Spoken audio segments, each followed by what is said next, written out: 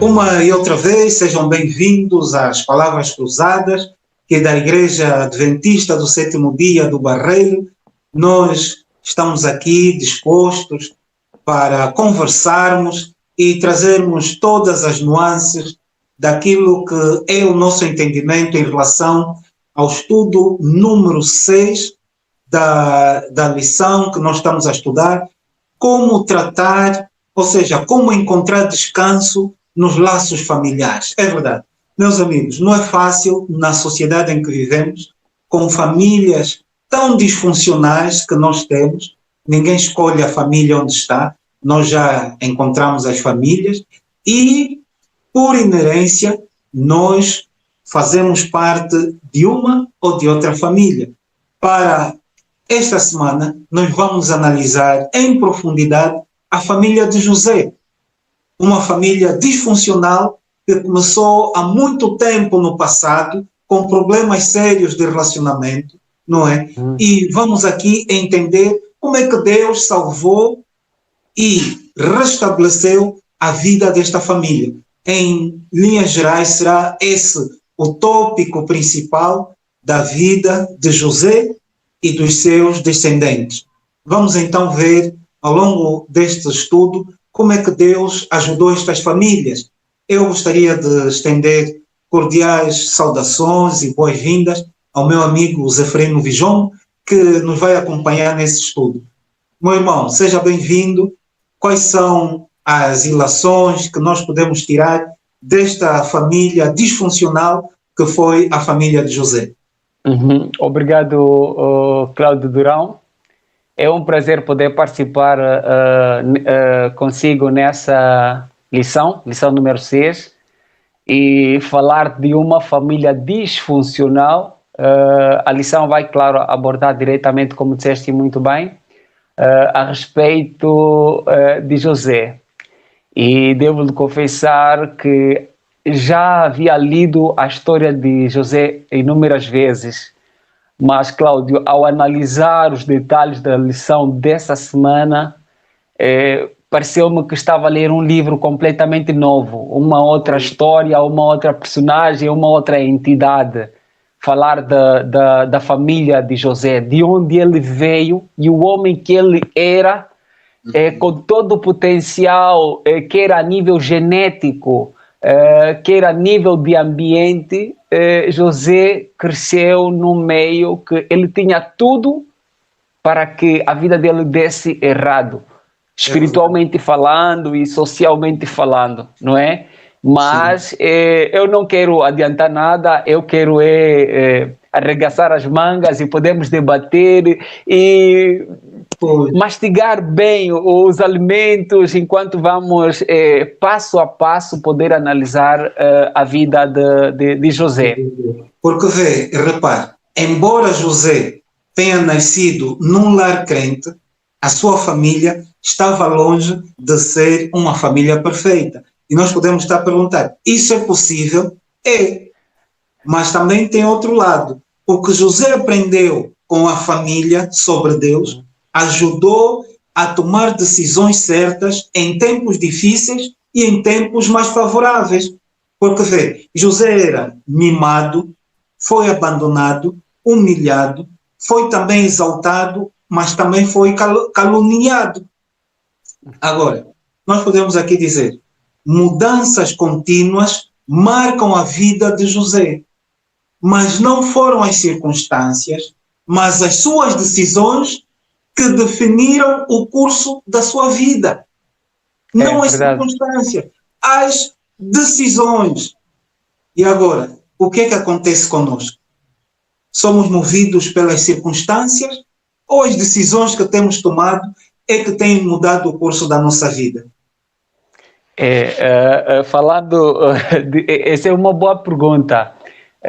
E muito interessante essa colocação que acabas de expor aqui, porque devemos saber discernir bem as circunstâncias que muitas das vezes nos pressionam, não é? Mas, acima de tudo, essa questão relativamente à tomada de decisão faz-me lembrar os anjos também no céu, não é, Cláudio? Porque Sim, sim. podemos ver ali o uso da liberdade, essa capacidade com que Deus nos dotou do livre-arbítrio para podermos escolher ou certo ou errado. Ou seja, nem o diabo tem poder para nos esforçar ou para nos forçar a tomar uma determinada decisão. Ele pode apenas nos induzir, pode nos pressionar, mas a tomada de decisão ao partir para a ação, essa é uma prerrogativa apenas que Deus deu ao homem. Compete ao homem decidir ou sim ou não, ou escolher servir a Deus ou ao inimigo. Os anjos no céu exerceram esse direito também, antes de serem expulsos lá no céu, e no Éden também vemos essa mesma prerrogativa, não é? Em que eles tiveram a liberdade de escolher o certo ou o errado, e na vida de José também. O que me chama a atenção, Cláudio, primeiro é que o modo como a família em si foi construída, começando do seu pai, que era Jacó, não é? Primeiro é que desde o nascimento de Jacó, já vemos aí um ponto de interrogação. Porque sendo gêmeos, né, Jacó engana o seu irmão. Desde o nascimento ele já sai puxando o calcanhar, não é? Desejando ser o primogênito. E quando ele foge, depois de ter enganado o seu pai Isaac, ele se refugia no seu tio, o tio dele também engana-o, em que Jacó vê-se obrigado a permanecer com duas mulheres, porque trabalha 7 anos para ter a Rebeca, mas o seu tio Labão lhe dá a Leia. A Leia diz que não, nós não podemos. O tio de Jacó, que é o Labão, diz que na nossa cultura não podemos permitir que a filha mais velha ou a filha mais nova case primeiro do que a mais velha. Então ali Jacó vê-se obrigado a trabalhar por mais 7 anos porque ele amava Raquel. Ali começa logo a disputa. Quando ele fica com Raquel e Lia, a Leia deu-lhe 4 filhos. E diz que a história que a Raquel, a quem ele amava, não gerava nenhum filho.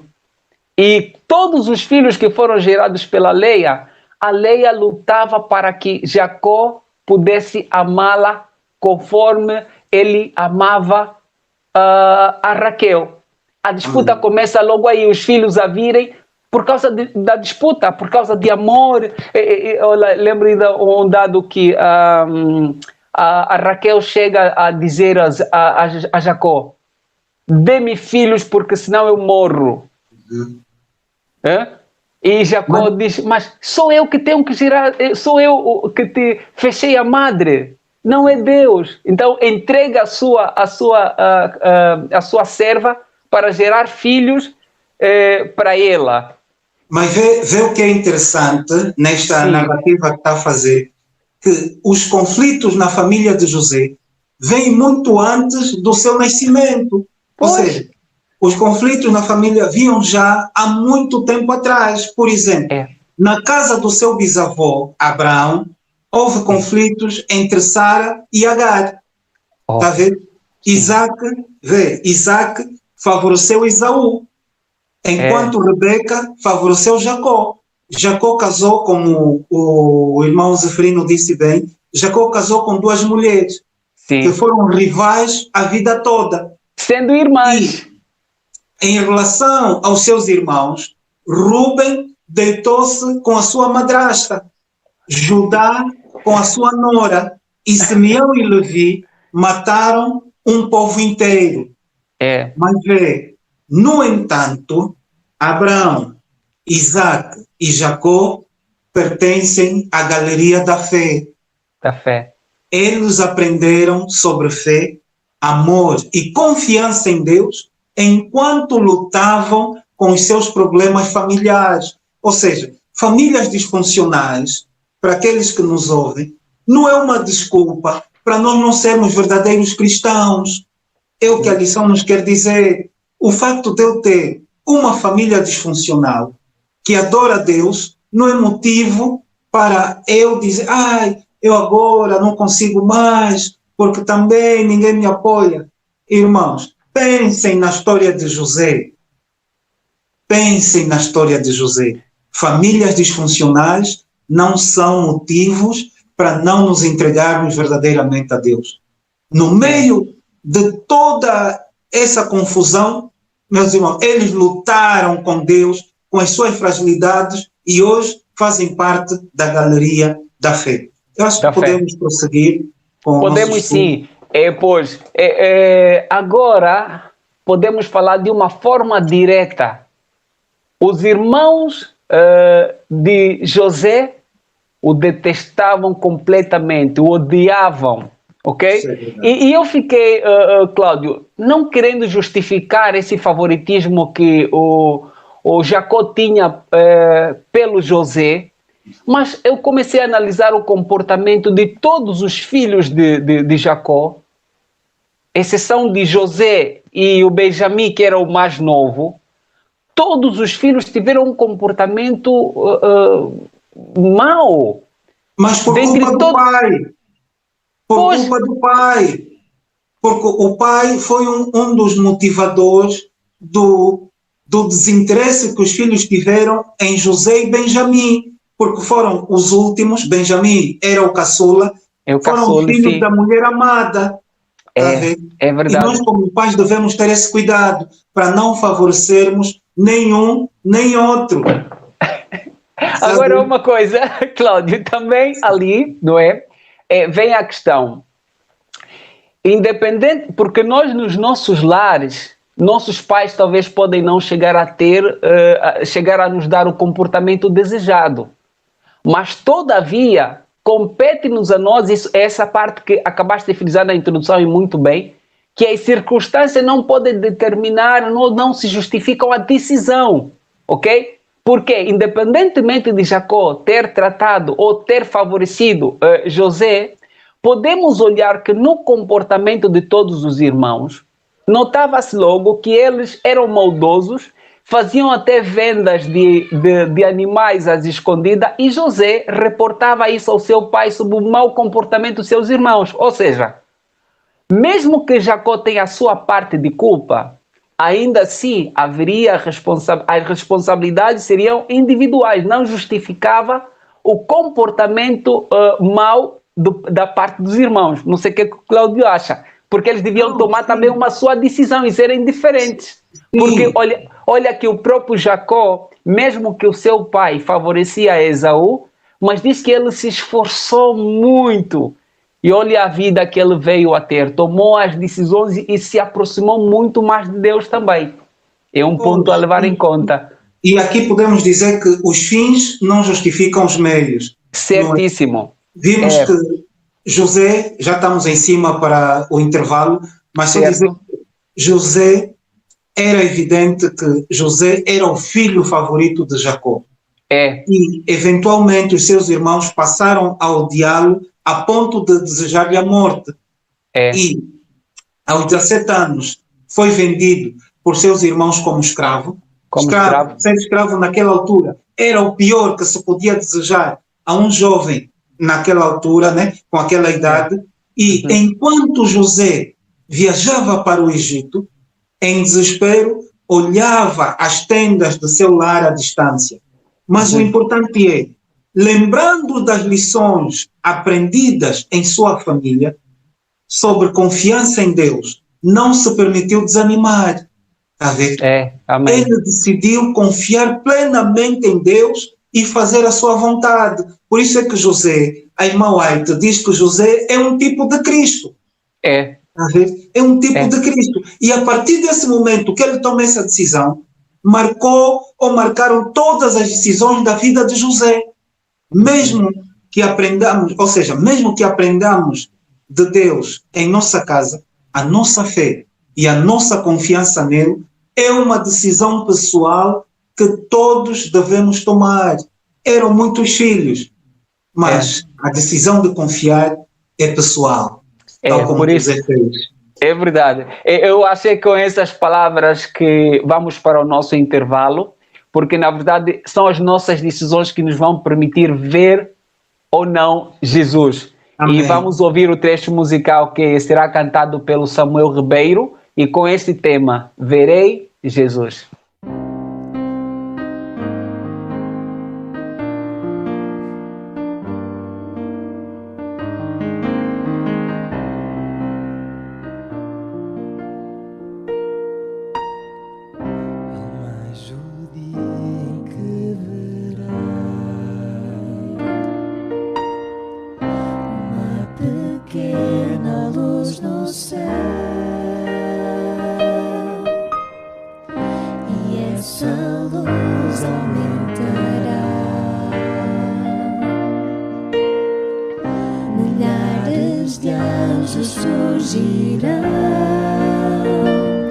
Eu creio sim que Ele virá e muito em breve subirá para um novo lar, um novo céu. Para sempre eu estarei, feliz eu viverei, verei Jesus.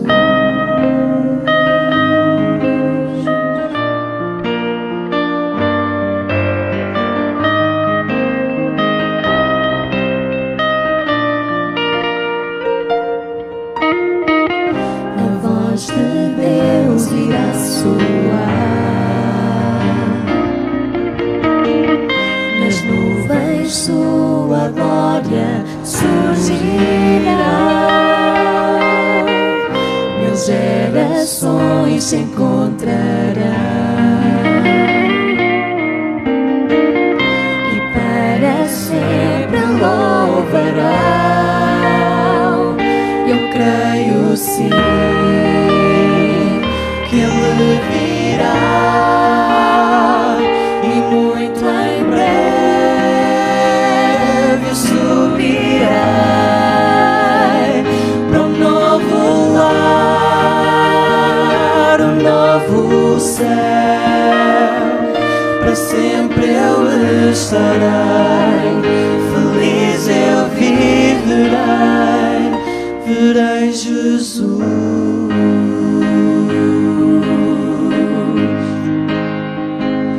Eu creio sim que Ele virá e muito em breve subirá para um novo lar, um novo céu.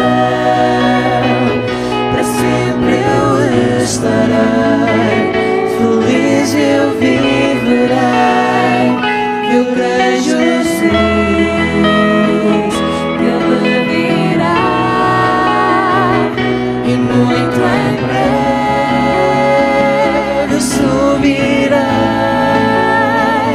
para um novo lar, um novo céu. Para sempre eu estarei, feliz eu viverei, verei Jesus.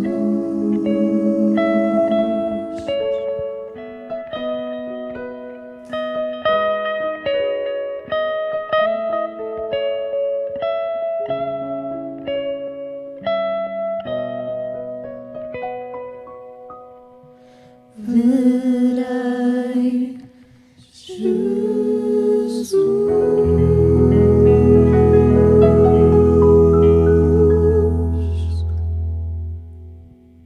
Estamos de volta e queremos tão somente agradecer a linda música entoada pelo nosso amigo Samuel Ribeiro com o tema Verei Jesus. Nós acreditamos ter ido ao encontro da necessidade espiritual de cada um de nós. Agora, voltando ao tema central que nós estamos a estudar, não é? Que é descobrir repouso nos laços familiares nós podemos adiantar que quando, irmãos, nós não somos ninguém, José era o queridinho do papai, foi vendido como escravo e nessa altura não era mais ninguém. Ele não era mais o favorito de seu pai. Agora José era um Zé Ninguém, um escravo invisível. Nessa altura, ou nessa situação, a sua autoestima deve ter sido completamente quebrada. Mais do que isso. Mas, irmãos, a estima de José não era baseada no que os outros pensavam dele, mas no valor que ele tinha aos olhos de Deus. E é isso que manteve aquele garoto, aquele jovem de 17 anos. Imaginem, como é que é possível não sermos nada, mas nos socorrermos, nos agarrarmos em Cristo na última esperança para a nossa vida. Eu acredito que o Zeferino deve ter motivos de comentário para esta lição que estamos aqui a procurar explicar aos irmãos. Só para desbloquear ali o som. Ok, obrigado, Cláudio. Problema técnico, obrigado pela tua atenção. De facto, Cláudio, José fala muito, para mim, pessoalmente, e em várias circunstâncias da nossa vida, muitas vezes acabamos nos encontrando fora da nossa zona de conforto. É verdade. E nós precisamos, como cristãos, e de uma forma muito pessoal, individual, precisamos saber quem é o Deus da nossa vida, o Deus a quem nós servimos, porque muitas das vezes poderemos nos encontrar em situações completamente difíceis. Eu lembro quando falaste que José era um tipo de Jesus. De facto, lembro que Cristo não era bem-vindo entre os seus próprios irmãos também, porque Cristo teve irmãos, embora que muito mais tarde depois acabaram convertendo-se, mas ele era desprezado, zombado, e na igreja Cristo também não era bem-vindo, era perseguido, e todo o seu conforto espiritual, e até a data da sua morte, o dia da sua morte, até os próprios discípulos o abandonaram, não é? E José vimos-nos completamente na mesma situação. Não tinha o conforto do seu pai, já não era favorito, como disseste muito bem, e os seus irmãos que o odiavam o venderam, e agora ele estava numa condição de escravo, e ele precisava tomar uma decisão, ou seja, escolher ou mudar de direção, e foi o que ele de facto fez. Ele tinha a esperança dos sonhos que Deus havia dado para ele, e ele seguiu rumo na Canaã celestial, digo de uma forma espiritual falando, e ele cai logo quando foi vendido pelo escravo, os seus irmãos o venderam, e vai logo parar aonde? Na mão de Potifar, um homem de guerra, para servir em sua casa. E ali ele começou a viver a sua verdadeira vida como escravo, servindo. Mas é interessante que, porque ele amava a Deus de todo o seu coração, Deus o abençoava em tudo quanto ele fazia. O próprio Potifar foi testemunha disso, de que ele notou as habilidades de José. Em tudo quanto José colocava a mão, as coisas prosperavam. Amém. Dali que colocou-lhe numa posição alta sobre a sua casa. Diz as Escrituras que mesmo Potifar não tinha noção de tudo quanto ele tinha, mas ele confiava, esperava nos números que seriam relatados por José, porque José era um homem íntegro, era um homem fiel, servia ao seu Deus e servia ao seu próximo. Amém. E é impressionante essa história de José, por acaso, Cláudio. E depois repare, Zeferino, que Deus abençoou José a achar graça diante de Potifar. Sim. Mas com o tempo, ele ficou no comando de todos os bens de seu mestre, tal como Zefrino disse bem. Só que tudo parecia estar a correr muito bem, até que veio um conflito à tona na relação entre José e a esposa do seu mestre. Ora vê, um homem de guerra. Por que ele não duvidou das palavras de José? Não era mais fácil acreditar na esposa? De facto, sim. Não é? É verdade. Isso só porque... nos diz... Sim. Sim, não porque de que ele devia acreditar, é por causa da experiência, porque a esposa, José, faz menção às escrituras, não é? Que José era um homem formoso e belo, o seu semblante era belo, portanto ele possuía algumas, além da sua integridade, fidelidade para com seu senhor e para com Deus, diz que a esposa de Potifar cobiçava José. Exatamente. E continuamente, em muitos momentos, procurava assediar José para que pudessem envolver-se sexualmente ou em adultério. Queria que José... E de certeza que ela era uma mulher poderosa e estava acostumado a ter tudo o que ela queria. Ela pensou que poderia dominar também José, mas José era um homem temente a Deus. Faz toda a diferença requalificarmos a nossa relação que temos com Deus, porque José sustentava todo o seu comportamento, ele assegurava-se tendo em mente que Deus estava presente e Deus o acompanhava. E por isso que quando a esposa de Potifar viu que não teria nada com José, porque viu que José era um homem determinado, José sabia separar as águas, José sabia definir os tipos de relacionamentos, e diz que ela tentou, viu que não era possível, acusou de que José havia tentado violá-la. E a técnica, Cláudio, queres falar da técnica que José usou para poder livrar-se dessa situação? Diz que o homem fugiu sem roupas. Sim. Há momentos que temos que fugir mesmo. Temos que fugir, literalmente, fugir. Porque aquela mulher estava acostumada a conseguir tudo o que queria. E ela decidiu possuir José também.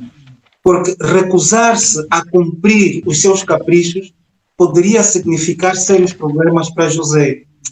Mas José aplicou os princípios bíblicos a todas as circunstâncias. Ele, José, tratava com amor e ternura com quem se relacionava. Sim. Mas Deus estava em primeiro lugar na vida dele.